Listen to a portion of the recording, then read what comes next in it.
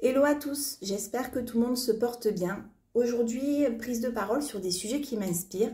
J'aime bien faire ce genre de vidéos en fonction de ce que je vis et qui touche forcément à mon domaine d'activité. Moi, pour rappel, je suis coach sportive et coach de nutrition.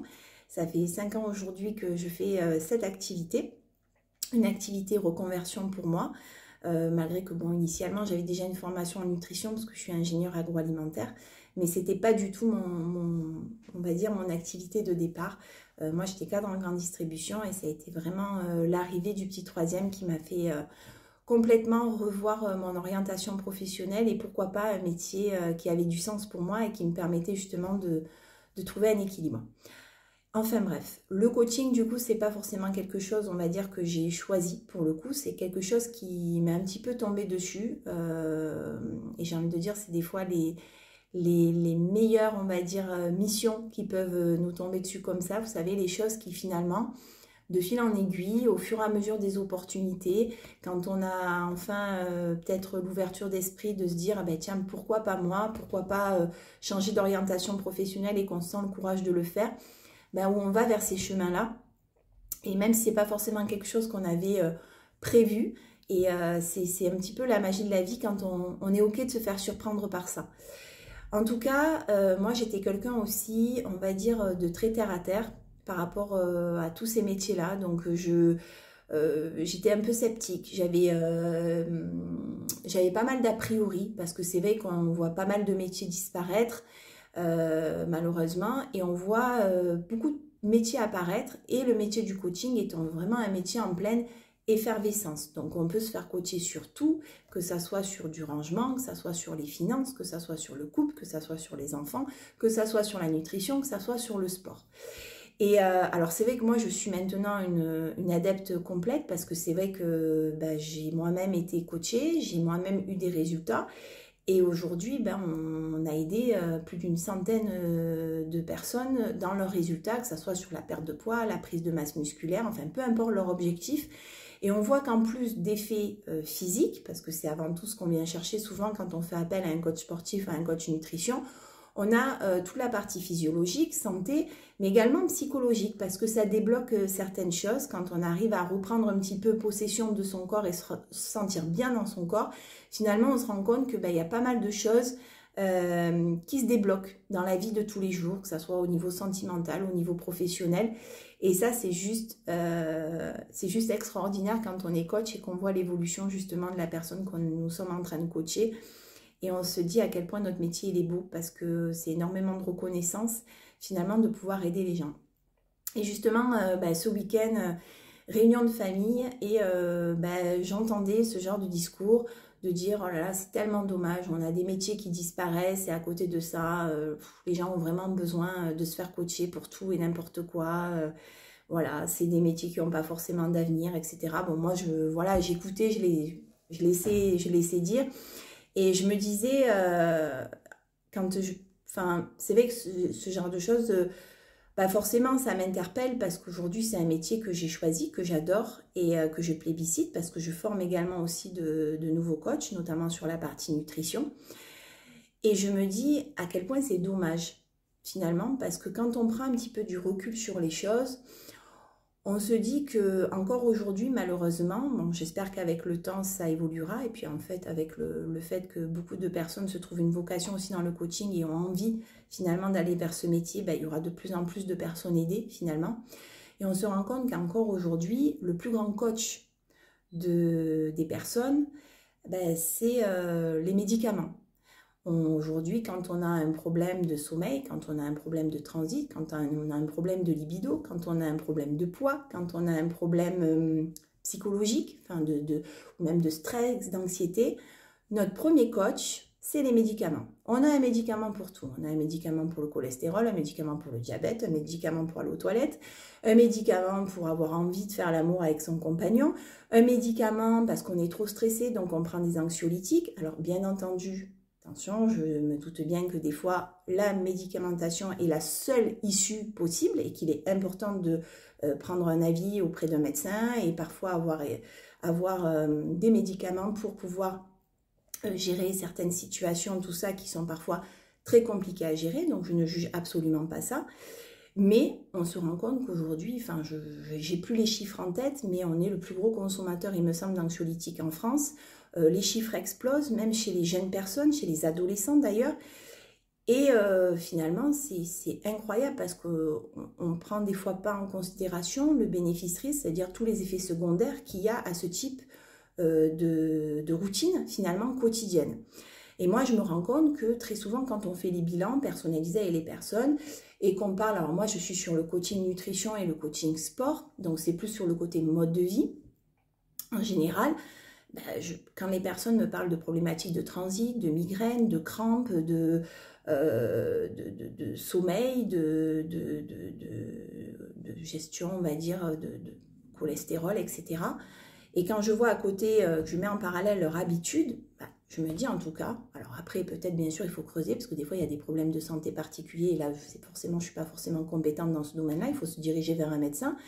Mais en tout cas, comme je dis aux personnes, bah déjà améliore ton hydratation, améliore ton hygiène alimentaire, bouge plus, et des choses que très souvent les personnes savent, parce que moi j'ai souvent des personnes qui sont en surpoids depuis des années, en obésité, et c'est souvent des personnes expertes presque, elles sont hyper renseignées parce qu'elles se sont déjà fait accompagner par plusieurs professionnels de santé, parce qu'elles se sont documentées. Aujourd'hui on a un vivier d'informations entre Internet, enfin, les livres, etc. Je veux dire, on a accès à l'information comme on n'en a jamais eu. Donc, beaucoup de gens savent ce qu'il faut faire, mais n'arrivent pas finalement à passer le cap. Et donc, c'est vrai que déjà, c'est important de traiter la cause. À chaque problématique, très souvent, c'est plus ça. Moi, je dis, médicaments, c'est souvent, je donne souvent cette image, le sparadrap sur l'hémorragie, quoi. Voilà. Et très souvent, il y a une cause, et c'est très inconfortable de traiter cette cause-là, parce qu'on n'est pas en surpoids ou en obésité, parce qu'on a décidé de l'être. C'est souvent quelque chose qu'on cherche à compenser. Et je suis bien placée pour en parler, parce que moi-même, j'ai des troubles alimentaires. Donc, et souvent, un coach, justement, ce qui est intéressant, c'est que c'est souvent une personne qui se dirige vers le coaching, parce qu'en plus d'avoir des compétences, il a déjà une expérience. C'est souvent des personnes, moi, par exemple, la nutrition, c'est quelque chose qui m'a toujours motivée, intéressée, parce que j'ai moi-même été en surpoids, voire en obésité quand j'étais jeune. J'en ai souffert également, parce qu'il y a eu des moqueries, il y a eu tout ça. Donc je sais ce que c'est de ne pas se sentir bien dans son corps.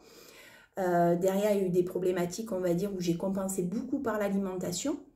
Et des choses, aujourd'hui, je réitère, hein, donc c'est quand même un combat sur le long terme, même si aujourd'hui, bah, j'ai réussi à me stabiliser. J'ai trouvé ma solution, en tout cas, qui m'a aidée. C'est pour ça que c'est vraiment cette solution que j'apporte aux gens, parce que je me dis, si moi, j'y suis arrivée, je pense que la plupart des gens assez motivés pour mettre en place cette routine-là est capable d'y arriver aussi.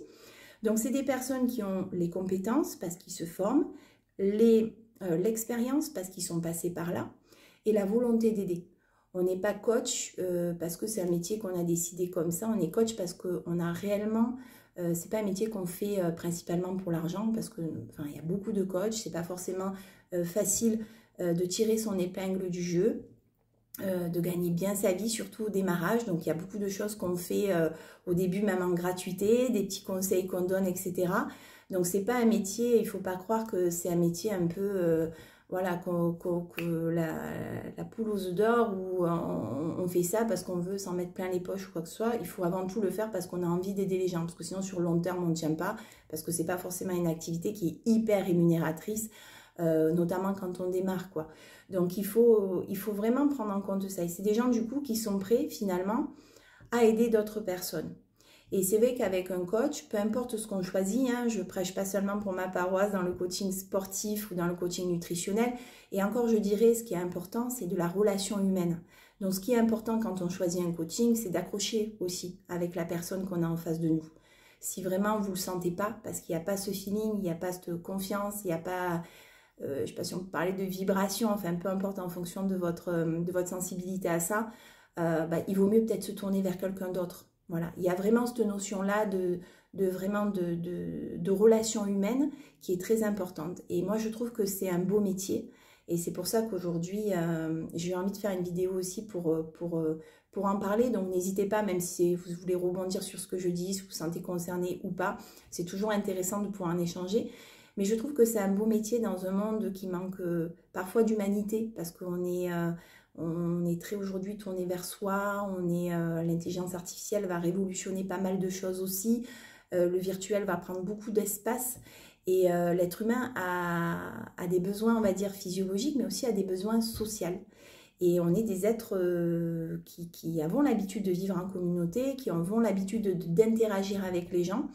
Et je trouve que c'est un beau métier parce que c'est une façon de passer des caps, peu importe ce qu'on a choisi. Donc là, pour le coup, je vais prendre l'exemple d'une perte de poids, parce que moi, c'est la majorité, on va dire, des personnes que je suis. Une perte de poids, c'est pas évident parce que, ben oui, il y a un cadre alimentaire, il y a un cadre d'hydratation, il y a une hygiène un peu plus de bouger plus. Hein. Bien sûr, on adapte en fonction de l'âge, en fonction des possibilités, du niveau de chacun. Mais il y a pas mal de barrières que la personne va rencontrer par rapport à ce qu'elle pense, ses schémas qu'elle va répéter, ses points d'ancrage où elle se dit ah ben non mais ça c'est pas pour moi, ça j'en suis pas capable, ben moi de toute façon du moment que j'essaie quelque chose je suis dans l'échec. Et c'est important du coup d'avoir une tierce personne qui est parfois hors de la famille, hors peut-être voilà sentimentalement n'a pas ce lien, mais qui va être assez compétente, assez empathique, assez à l'écoute pour lui dire mais attends mais ce que tu vis là c'est normal et c'est normal par rapport à ça, par rapport à ça, par rapport à ça. Donc là on va faire ça, ça, ça ensemble. Et un coach c'est ça. Moi je sais que dans mes coachings quand j'accompagne les personnes, on peut le faire à distance, on peut le faire en réel. Donc pour les personnes qui sont en local, on se voit minimum une fois par semaine. Et puis on échange aussi, s'il y a besoin de passer un appel, s'il y a besoin de s'envoyer un petit message, un petit vocal, on échange en fonction de la problématique. C'est-à-dire qu'on a toujours quelqu'un finalement, une main sur laquelle se reposer. Et je vous parle comme ça alors que pourtant j'étais la première sceptique en me disant, bah, dans la vie quand on veut un peu, hein, on n'a qu'à aller se renseigner, lire de bouquins, regarder 2-3 trucs sur YouTube, puis après on sait comment m'arranger, on sait comment faire du sport, on sait comment faire ça, enfin tout ce qu'il y a à faire finalement, mais après quand on y est, quand on a une problématique, eh ben, on ne sait pas trop comment faire, on ne sait pas trop à qui en parler parce que tout le monde y va de son conseil, etc., mais n'est pas dans nos chaussures et n'a pas les blocages qu'on a, et on se sent un peu seul. Donc des fois de pouvoir juste tendre la main à un coach, faire déjà un premier entretien avec la personne, peu importe notre problématique, voir ce qu'on ressent. Des fois il suffit, moi ce que je dis, des fois un bilan. J'ai des personnes, des fois quand je fais des périodes où j'offre mes bilans personnalisés, je donne pas mal de conseils, je donne pas mal d'astuces, je vois les personnes sortir avec le sourire.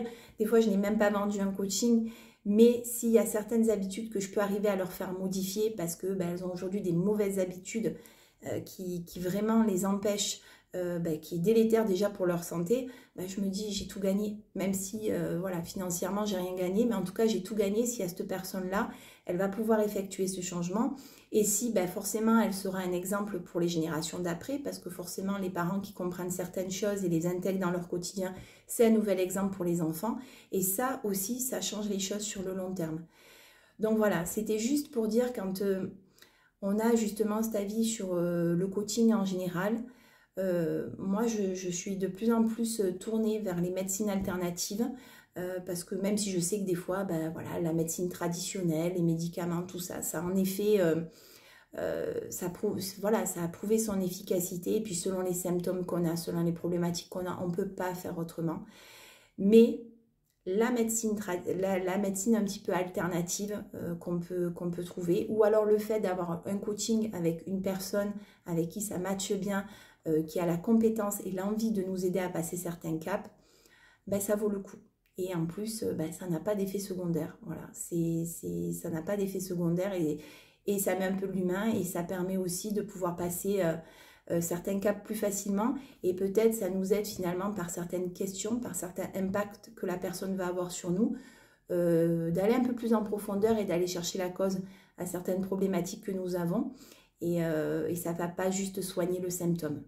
Voilà, donc écoutez, n'hésitez pas à rebondir. En tout cas, si vous souhaitez nous rencontrer sur nos sessions Bougeons Plus Ensemble ou sur un bilan personnalisé. Alors les bilans, c'est sur rendez-vous. Les sessions, vous avez vu, elles changent toutes les semaines. Donc vraiment, n'hésitez pas à m'envoyer un petit message pour avoir un complément d'information. Je vous souhaite une merveilleuse journée et à très vite.